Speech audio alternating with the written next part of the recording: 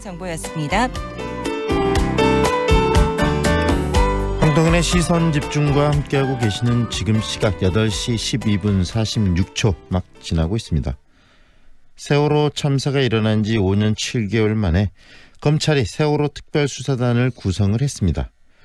제대로 된 진상규명을 유가족과 국민들은 지속적으로 요구해 왔는데요. 이번에는 그 바람이 실현될 수 있을지 궁금합니다.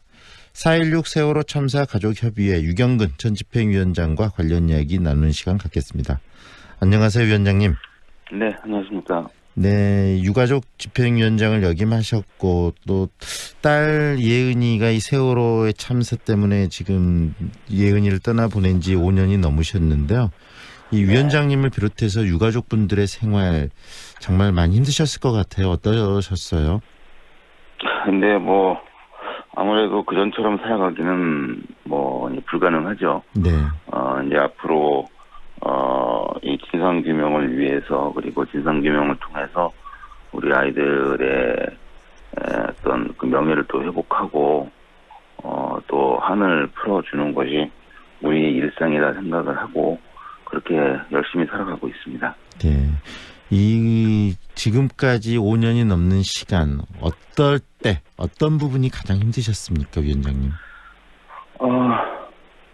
우리 아이들이, 그리고 304명 희생자들이 왜 희생을 당했는지 그 이유를 알지 못하니까 힘이 드는 거죠. 네. 그거라도 좀 알면 좀 할 이야기라도 있을 텐데, 그냥 넉넉고 영문도 모르고 이렇게 떠나보내야 했던 것, 그리고 그 상태로 그렇게 긴 시간을 살아야 하는 것, 그것 자체가 좀 큰 고통입니다. 결국은 이 아픔들을 어떻게 치유하기 위해서라도 매듭이 지어져야 되는데, 매듭이 지어지기 위해서는 제대로 된 진상 규명이 이루어져야 되는데 그게 지금까지도 이루어지지 못하고 있는 부분들이 바로 가족들을 계속 아프게 한다는 말씀 아니겠습니까? 네, 그렇습니다. 그 진상 조사가 이렇게 이루어지지 못한 이유, 그 이유는 어디에 있다고 보세요? 책임을 다하지 않기 때문이죠. 이전 정부 때에는 세월호 참사 자체의 책임을 정부가 갖고 있었기 때문에 네. 이 진상규명을 철저하게 방해했던 것이고요. 또 이번 새 정부 들어서는 이런 세월호 참사의 진상규명을 직접 해야 할 책임이 있음에도 불구하고 네. 그것을 이 사회적 참사 특별조사위원회에 모두 이렇게 떠넘기고 있었던 상태였던 거고요. 네. 그 자신들이 해야 할 책임을 좀 적극적으로 나서서 했더라고 그러면 아마 지금쯤 이미 진상규명이 다 끝났을 텐데 네. 그런 면이 많이 아쉽습니다. 박근혜 정부 때는 실질적으로 이 세월호 참사에 대한 직접적 책임이 정부에 있다고 판단이 되기 때문에 정부가 여러 가지 방해를 하고 그렇게 또 싸워오셨지만 문재인 정부 들어서는 이 부분들이 적극적으로 좀 진상규명이 이루어지지 않는 그 과정 속에서 더 많이 아프셨을 거라는 생각도 좀 드네요. 예, 굉장히 좀 처신하기도 곤란했고 또 여러 가지 다른 시각들이 또 저희들을 또 압박하기도 했고요. 네.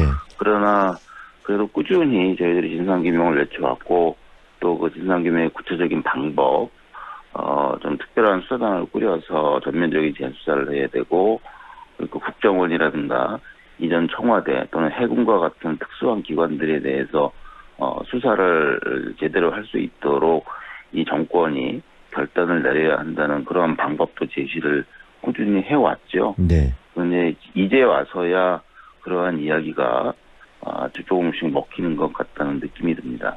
네, 검찰이 이제 세월호 참사 재수사에 나서겠다라고 이야기하고 수사단까지 꾸렸는데요. 이 지금 검찰의 이런 태도에 대해서 유가족들의 분위기는 어떻습니까?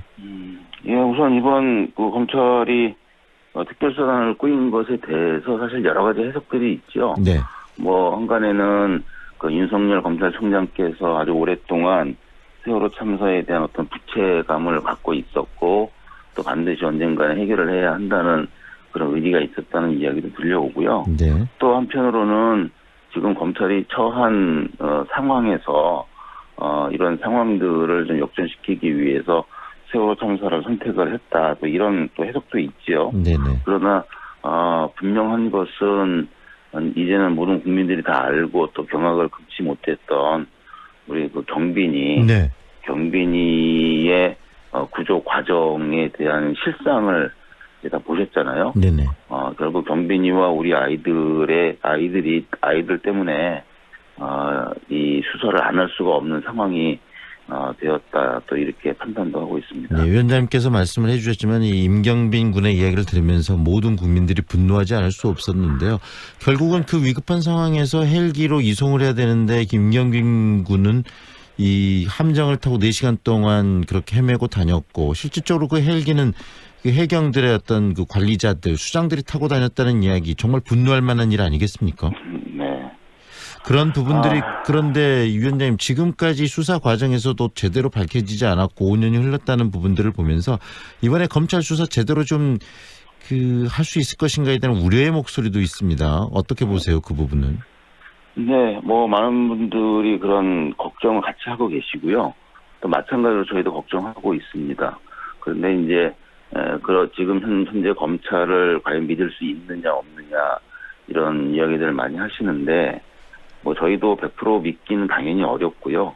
네. 그러나 더 중요한 것은 믿고 안 믿고를 떠나서 일단 시작이 된 수사이기 때문에 이 수사를 제대로 할 수 있도록 좀 이끌어내는 것이 네. 중요하겠다는 판단을 좀 합니다. 네. 그래서 이 수사는 검찰이 자의적인 판단으로 시작을 했지만 이 수사를 종료하는 것은 검찰이 마음대로 할 수 없다, 이런 각오를 갖고 특별히 이 제대로 수사가 되기 위해서 좀 몇 가지 조건이 필요한데요. 네. 가장 중요한 것은 지금 거의 1년 가까이 활발하게 진상조사를 하고 있는 사회적 참사 특별조사위원회와 검찰이 대등한 관계에서 적극적으로 공조하게 되면, 그러면 아마 이 검찰이 어떤 자의적인 판단으로 수사의 방향을 이끌어가는 것을 네. 어느 정도 좀 통제하고 제어하면서 네. 좋은 결과를 낼 수 있지 않을까.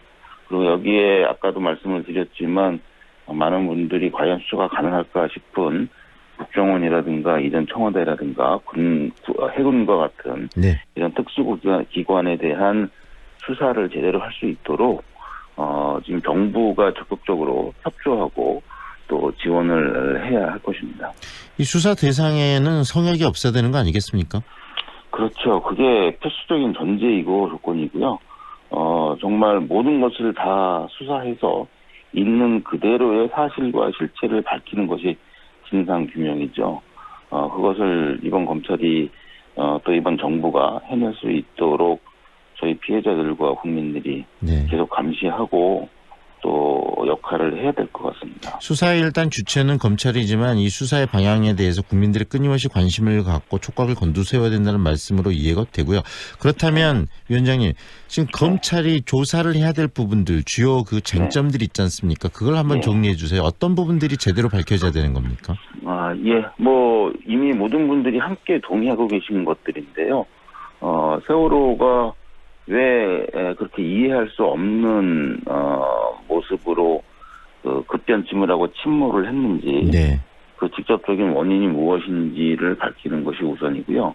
그리고 이번 경빈이 건에서 봤듯이 살릴 수 있었고 당연히 살았어야 했을 사람들이 왜 죽음을 당했는지, 네. 구조 과정의 과정에서, 문제점들 말씀하시는 거죠? 그 과정에서 해경은 왜 구조할 마음조차 없었는지, 이 부분을 밝히는 것이 가장 큰 핵심이라고 보겠습니다. 네. 그리고 이후에 이 박근혜 정부가 보였던 그런 대응 태도도 한번 제대로 좀 왜 그런 태도를 보였는가도 수사 대상에 포함돼야 되는 거 아닌가라는 목소리도 있거든요. 예, 그건 당연히 들어가야 되는데요. 네. 그런데 뭐 이미 그 부분에 대해서는 수사도 했고 또 재판도 진행되는 것들이 있는데, 네. 재판 결과들이 참 이해할 수 없는 결과들이 많이 나오고 있습니다. 기소 결과도 마찬가지고요. 근데 앞에 말씀드렸던 이 두 가지를 밝혀서 세월호 참사 실체를 우리가 알게 된다면, 그럼 이 사람들이 이런 이유 때문에 방해했고 은폐했고 조작을 했구나라는 것을 당연히 알게 되겠죠.